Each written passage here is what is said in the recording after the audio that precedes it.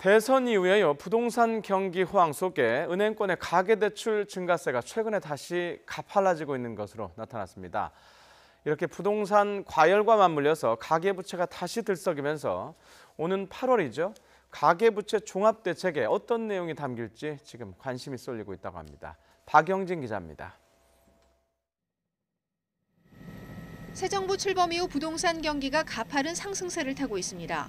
지난주 서울 아파트값은 전주보다 0.45%가 올라 주간 상승률로 10년 반 만에 최고를 기록하며 고공행진을 이어갔습니다. 부동산 경기 호황 속에 최근 은행권 가계대출 증가세도 심상치 않습니다. 지난 3월 5,768억 원 증가로 돌아선 뒤 4월엔 1조 5천억 원 이상, 지난달엔 3조 원 이상 대폭 늘었습니다. 주춤하는 듯 했던 가계부채가 부동산 시장 과열과 맞물려 다시 들썩이고 있는 겁니다. 정부도 이 같은 부동산 상황을 예의주시하면서 1,360조 원에 육박한 가계부채 종합대책을 고심 중이라고 밝혔습니다. 문제는 DSR 이 종합 시스템이 만들어지려면 시간이 걸리기 때문에 현행 제도 내에서 이걸 어떻게 조절을 할 거냐. LTV 등 담보대출 규제 환원 여부도 관심입니다.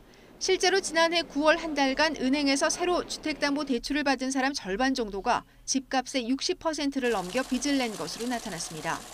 이 같은 고 LTV 대출은 지난 2014년 정부의 규제 완화 이후 급격한 증가세를 보인 만큼 LTV 한도 축소는 가계대출에 꽤 큰 영향을 미칠 수 있다는 분석이 나옵니다. 새 정부 국토교통부 장관 후보자 또한 이 부분을 지목했습니다. LTV DTI를 규제를 푼 것이 지금의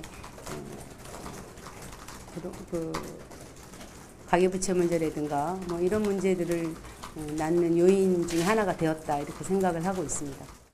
일단 갚을 만큼만 빌려준다는 큰 원칙을 밝힌 새 정부.